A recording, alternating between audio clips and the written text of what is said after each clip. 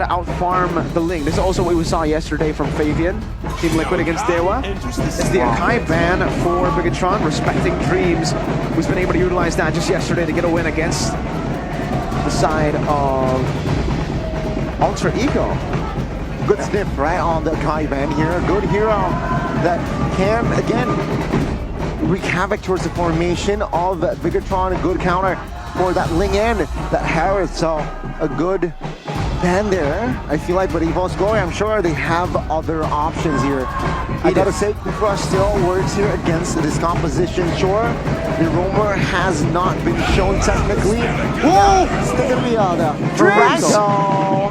Oh boy, I was thinking the pick of style, the displacement from the ejector.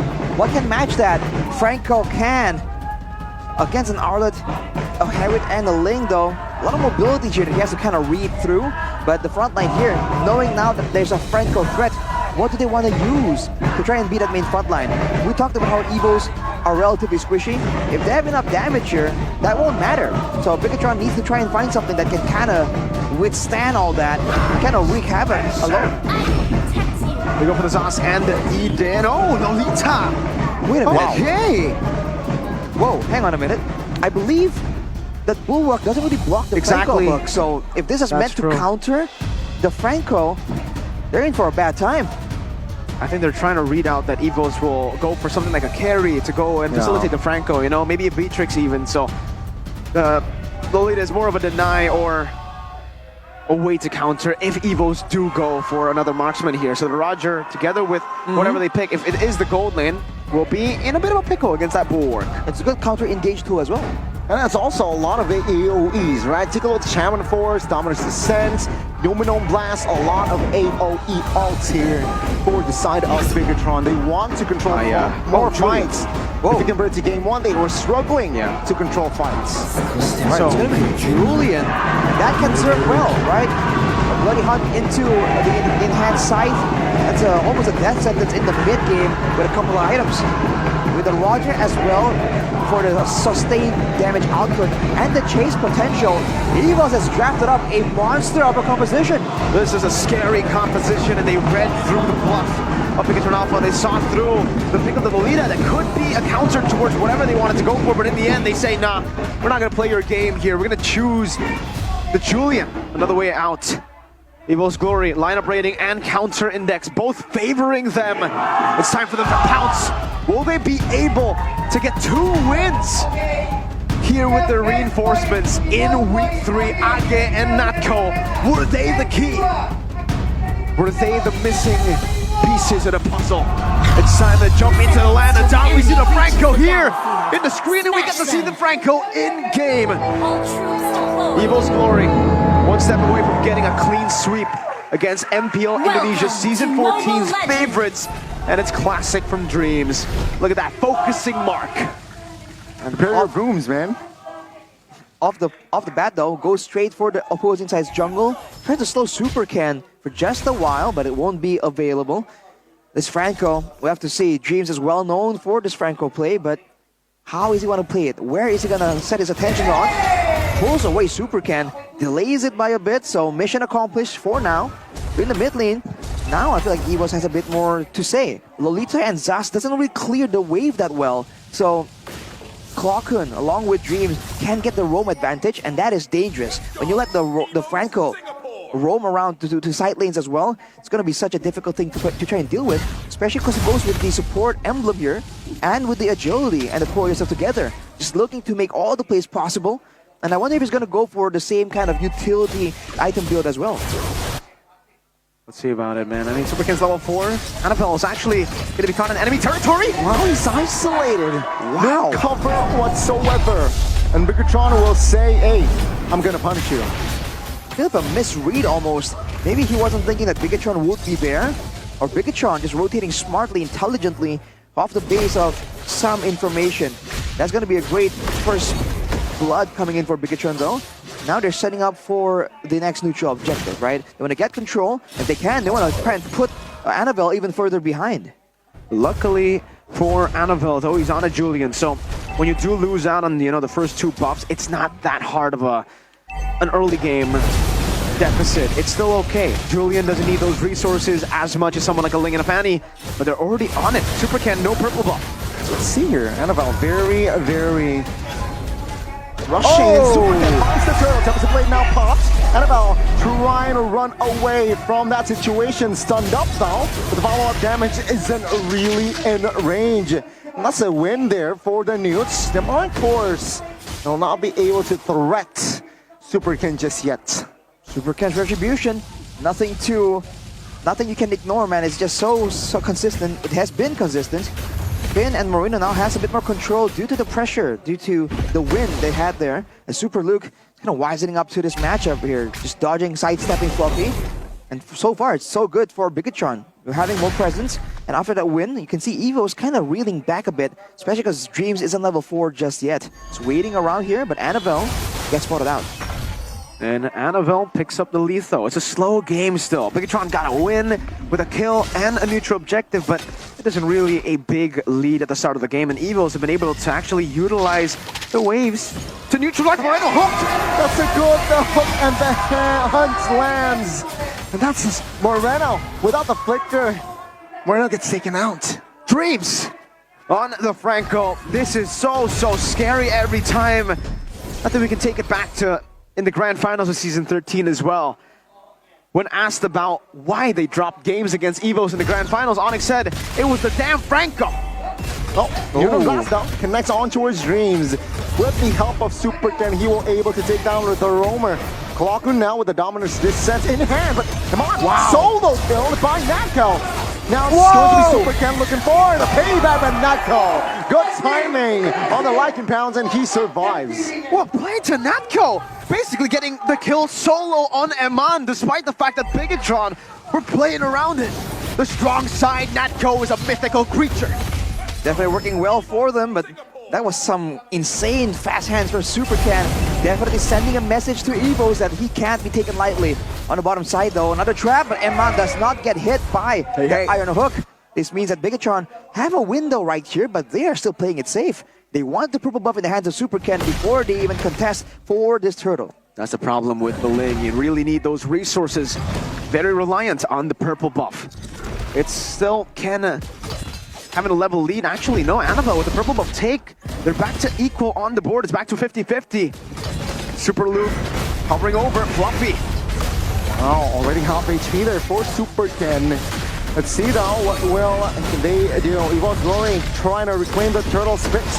Fluffy now, receiving a lot of damage with the dominant forge though. Final Slash is not connect. Annabelle securing the turtle. It was a trade for Fluffy. EVOS Glory now equalizing in gold. I think it's okay again. Dreams. Oh, good hook. The hunt connects as well. Now Finn will try to somehow protect Luke with the dominance descent. They will not be able to find anything. Dreams forced to use the flicker. Glockard able to space out and get out. Great recovery from Bigetron right there. Able to save one of their members. Even though they don't really get the big value play, the steal onto the turtle, they're still keeping up in gold compared to EVOS. So it's still not that bad of a situation, right? Knowing that Dreams is on the Franco, he wants a snowball. He wants to be able to get all those kills in the early game, because later on, he's going to lose out when it comes to tanking, when it comes to being the front line, where Finn will eventually kind of outdo him there. And EVOS are just so solid at this point of the game. The fact that, again, right, Bigetron Alpha were coming into the turtle with a bit of a lead. Very minuscule, but still a lead nonetheless. Fluffy being a consistent XP laner this time around with the Terizla just yesterday, and now on the Phoveus, which is a new pick for him. You can see that unique hero already rise as Age takes the helms as head coach back again, and now they're playing for the strong side again, top side. Just the Tempest Blade though, will not really threaten Annabelle there, and EVOS Glory still here holding on to that small economy lead. All right, waiting on the next play, and the longer the game kind of stagnates like this, the more EVOS has a chance to try and get a big, massive hook. But also, there's moments here for Super Ken to try and initiate this split push strategy. Farming up a storm, making pressure available for the side of Bigetron so that Dreams is forced to kind of adjust and respond. And there we go. Easy escape with the Finch Poise as well. 10 seconds to go before the next turtle. And you can see Bigetron setting up for it, pushing the bottom line, rotating to the turtle side as well.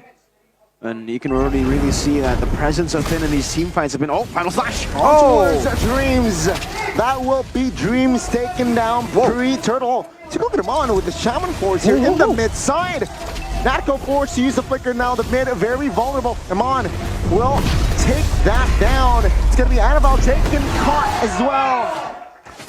EVOS Glory slowly but surely they're losing control here. Good execution here by Bigetron now. Final slash on towards Fluffy. 3 members is on this Folius. And of course, he will not be able to tank this damage, but no, he will take Moreno down with him. Fluffy, always, man. Really going for these brawls, but it seems like Bigetron are slowly but surely downloading Bloody Hunt. Towards Spin though. The damage isn't really there, but with Shaman Force now looking for a trade. That's a winner crown from Dreams. Instantly wasted. But that's both roamers taken out. Slash towards Natco. I can pounce, Super Luke jumps in again. But they will take the structure freely. Man, the robots are downloading EVOS, it seems, right? They took it real slow. Game 1. What made EVOS really special is, again, their team fighting, grouping up together at all times, playing with the strong side. BTR, they know now, as long as we initiate first, get these pickoffs and start these fights, EVOS, as long as they can't clump up together, it's tough for them to make this composition work. Especially if the target they engage on is Dreams on the Franco.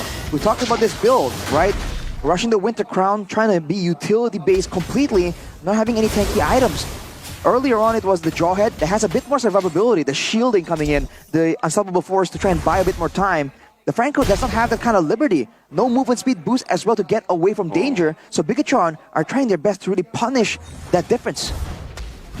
See here, Iman again trying to siege the bottom. Oh, good hunt there on towards Super Luke. Cancellation! But now the damage will come through towards Dreams.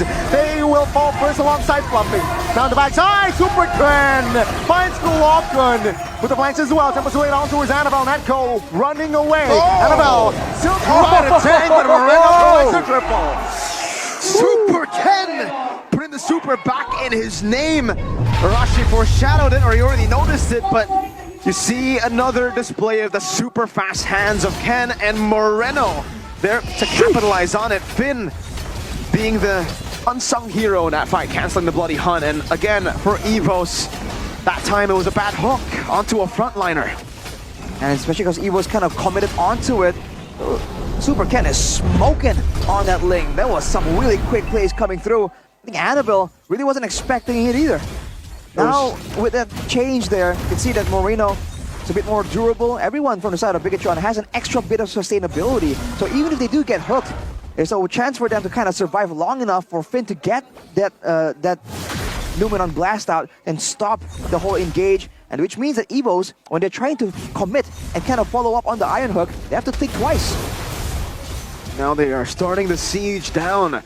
And again, Eman always is going for the roam item, right? Roam boots after 8 minutes. I actually did confirm with him. It's literally just to get more assists, or gold when you get assists.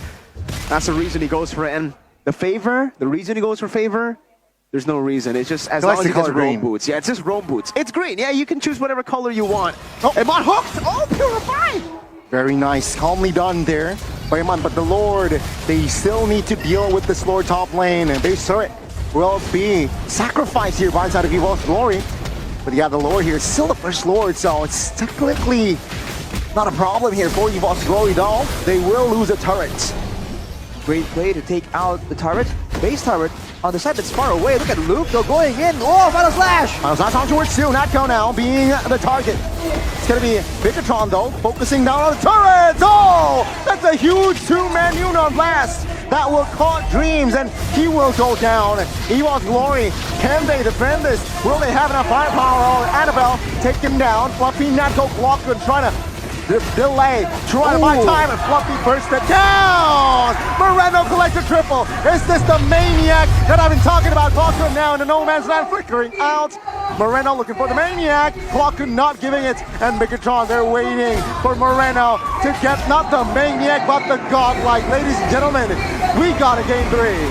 You called it, Yanni. We're gonna see a maniac, and we did technically. It was not a Semi-maniac. yeah, it's not a real A maniac, triple but plus one. yeah, they didn't see it. They got a bit delayed, but hey, they were able to get it done. Bigetron Alpha in the end, ending it with dominance too. Wow, really solid adjustment after game one. And for EVOS, you really got to question that Ling ban not being there. The fact that they banned out the Fanny, a hero that they actually dealt with, and they left out the Ling, a hero that no one's been able to get. The Ling, you're seeing why it's so powerful right here with how he's able to rotate so